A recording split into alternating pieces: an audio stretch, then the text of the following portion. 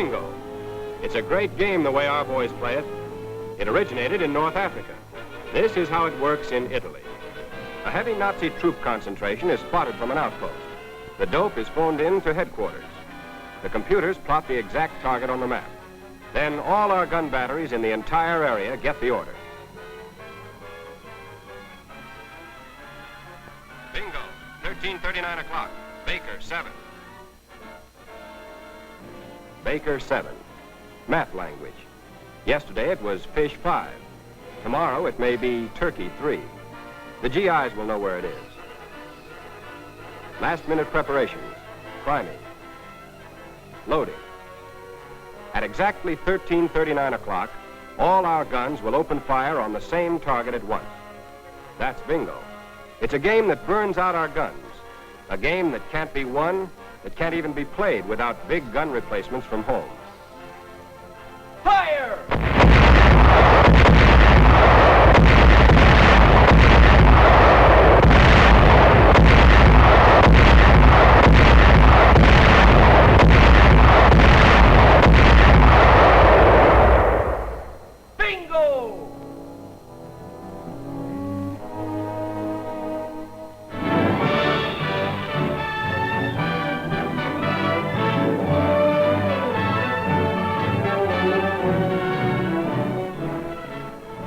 Propellers start churning early at this B-26 Marauder base of the 9th Air Force in England. Reason?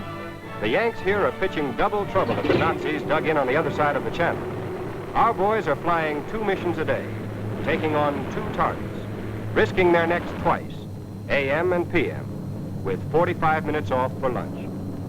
For instance, here we are on a typical day, getting into formation, heading out on our morning job. A Nazi twin-engine fighter strip carved out of the fields of France.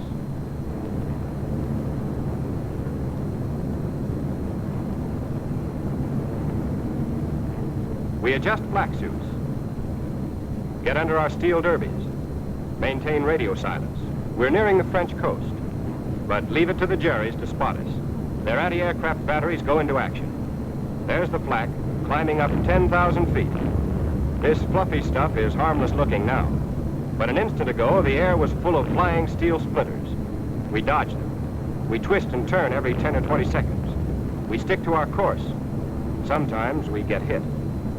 Streamers from hit ships trailing smoke and gas vapor, bleeding across the sky. But so far, we've never been turned back because of flak.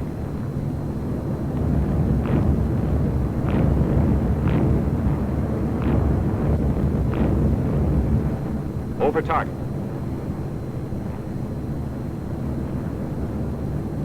500-pounders, falling angels of destruction, swift, accurate.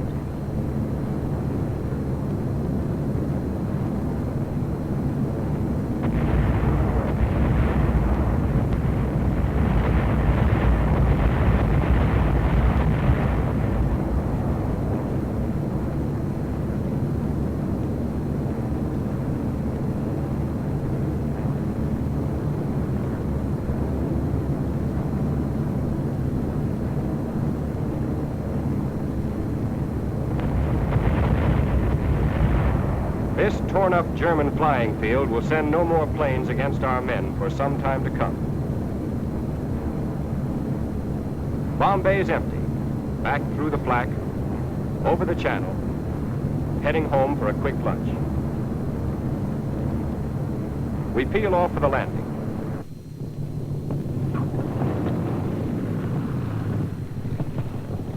Flare call. One of our planes in trouble. Its hydraulic system shot out. Crash landing. The Yank pilot whose skill saved his crew and plane was a 19-year-old kid. As soon as the flight of Marauders is in, the ground crews line them up for servicing. They're bomb-filled, refueled, ready for action in just 25 minutes. Meanwhile, we're fueling up, right on the field, from a mobile kitchen. Time off for lunch, 45 minutes. Then, off to work again.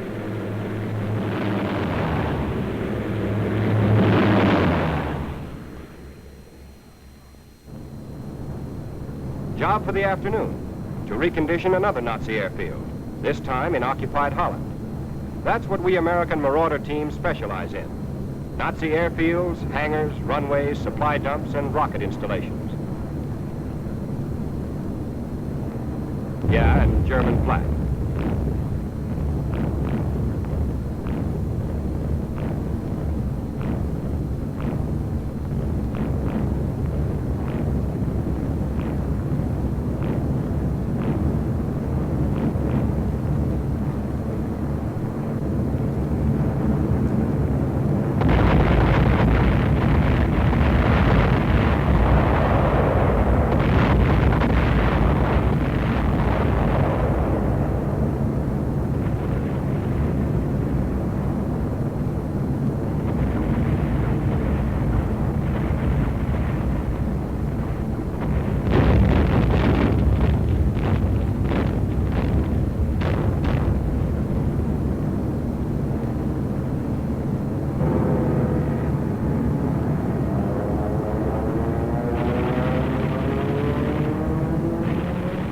There goes a Marauder with one engine shot. 5 of the boys we just had lunch with, dropping out of formation over enemy territory. Those are the breaks, the heartbreaks. Maybe tomorrow morning or afternoon, our plane won't be coming back. Call it an occupational risk and don't think about it. We're home now. Just think about getting a good night's sleep. Got another early day tomorrow. Working both shifts, with 45 minutes for lunch.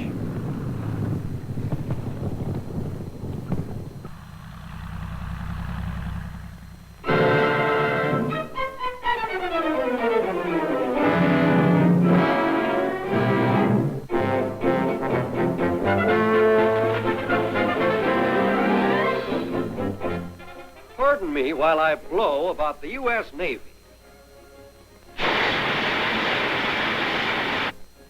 Take our newest Battlewagons. The great Iowa class. Everything's tremendous. Even the anchors. Each hook weighs as much as a tank. How safe are they from air attack? Compared to any battleship of 3 years ago, these new babies throw up an umbrella more than 100 times the size. The Iowa whips up enough juice to furnish a city of 20,000 with all its power and light. And speaking of lighting up cities, these ships are built to do a little lighting job on the cities of Japan. One ship tosses shells at the rate of 1,200 tons per hour, a payload equal to the bomb load of 300 flying forts.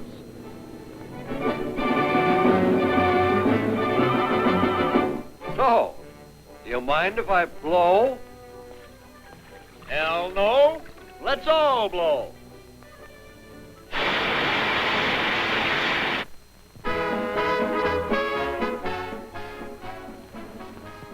This is a picture of the average American soldier.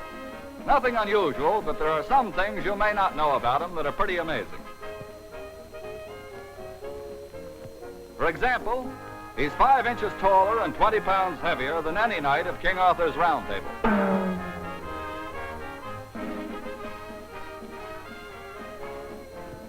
He knows more about maps and compasses than Christopher Columbus.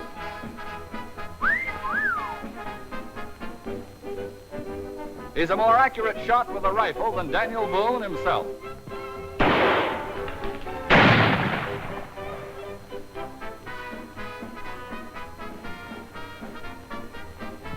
And with the automatic weapons, he has greater firepower than a whole platoon of Napoleon's fighters.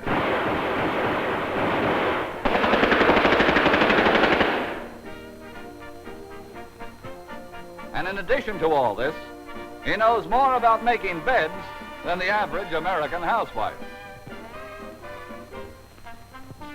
All in all, he's quite a guy. In fact, he's quite a lot of guys.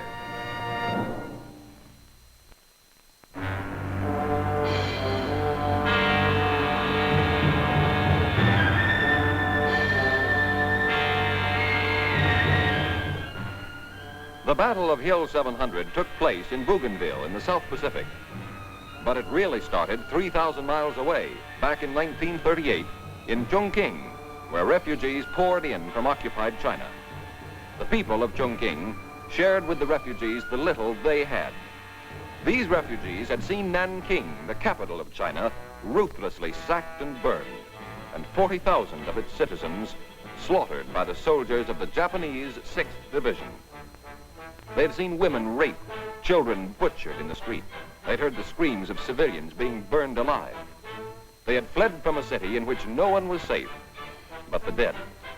The Japanese 6th Division. Remember that name. The news of Nanking reached this Chinese army in the field. Some of the soldiers were husbands, fathers, or brothers of the Nanking victims. To the already long list of Jap brutalities they could remember were now added those of the criminal 6th Division. When these Chinese were defending their homeland, America was not at war. While these scenes were photographed, we were buying nylon stockings, new roadsters, and beefsteaks. It was not until after Pearl Harbor that the threat to our way of life became tragically real. But these Chinese soldiers had already seen the dream of Jap world conquest in the grim faces of the killers they took alive. They had seen the Japanese dream of world conquest written in smoke and flame and blood. For years alone, they had fought off the Jap stranglehold on Asia. In the world plans of the Japs, San Francisco or Seattle or Wichita was marked to suffer the same fate as Nanking. Then, in the spring of 1944, the ill-famed Japanese 6th Division, now stationed in Bougainville, captured critical Hill 700, the key to the strategic airfields on Empress Augusta Bay beachhead. This time, the 6th Division was not fighting Chinese women and children. They were up against one of China's allies, some infantry doughboys from the USA who were determined to get that hill back. These boys were veterans of Guadalcanal and Munda. They knew the Japs. The stuff from home was here. Hand grenades, rifles, machine guns, landmines, flamethrowers, bazookas. The little men were in that jungle. The soldiers who had bayoneted the women of Nanking, cremated the prisoners, buried the living with the dead.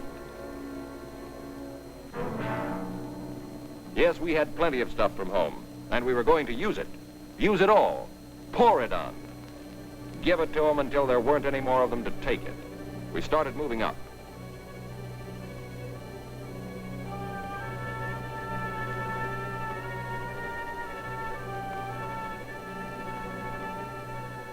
You couldn't see the enemy, but you knew they had their eyes on you, concealed inside the jungle, waiting for you to come within range. Then you heard the crack of their rifles.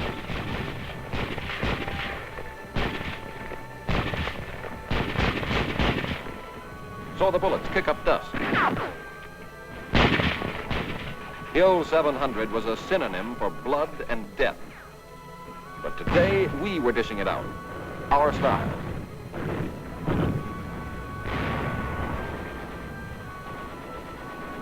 The country was as tough and cruel as the enemy.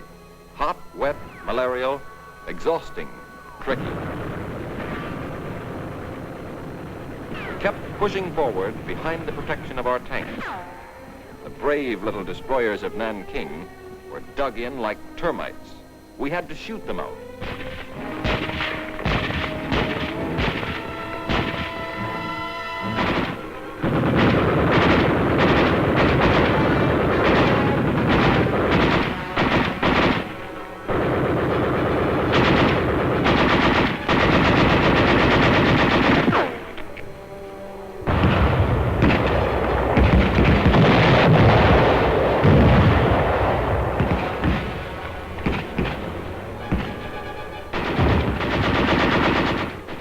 Finally, we had most of them surrounded.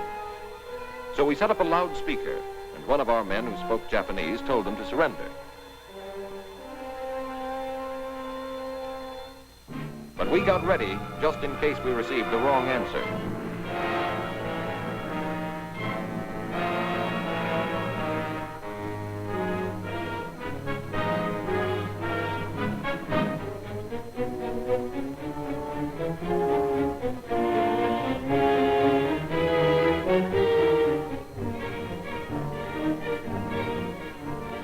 Jap answer was this. So we let them have it.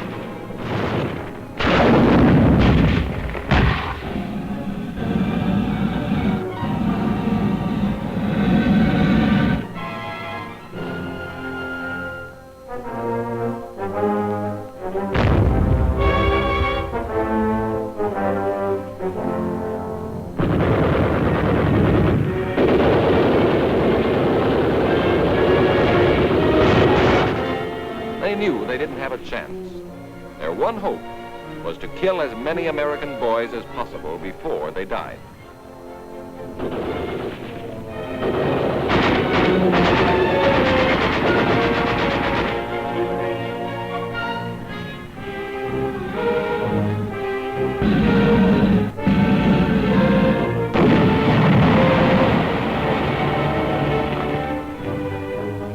It took 4 days to do the job.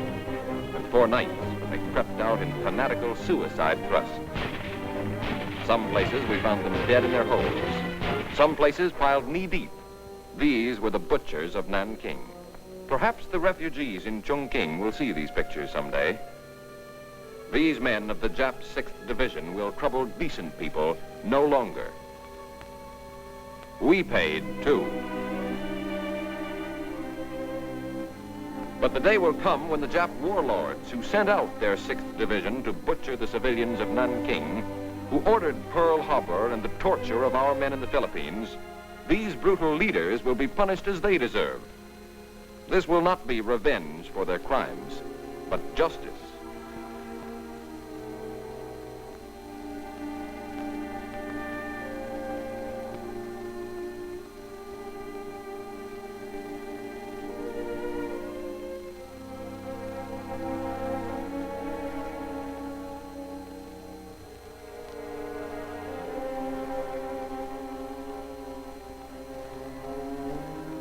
Hill 700 is ours, but for the remaining Jap strongholds, our men and their weapons must always be ready. And here in a nearby clearing in the jungle, a handful of our men take time out from the fighting when the chaplain appears. We don't know their religion. That's unimportant. All we know is they're Americans, worshiping God as they see fit, just as they did in America.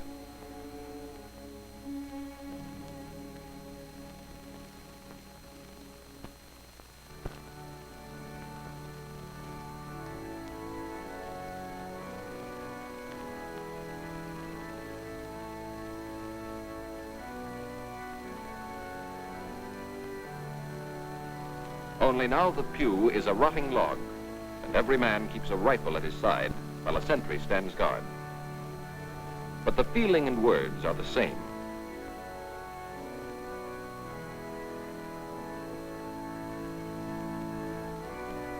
May the Lord bless you and keep you, and make his face to shine upon you, and bring you peace. Amen.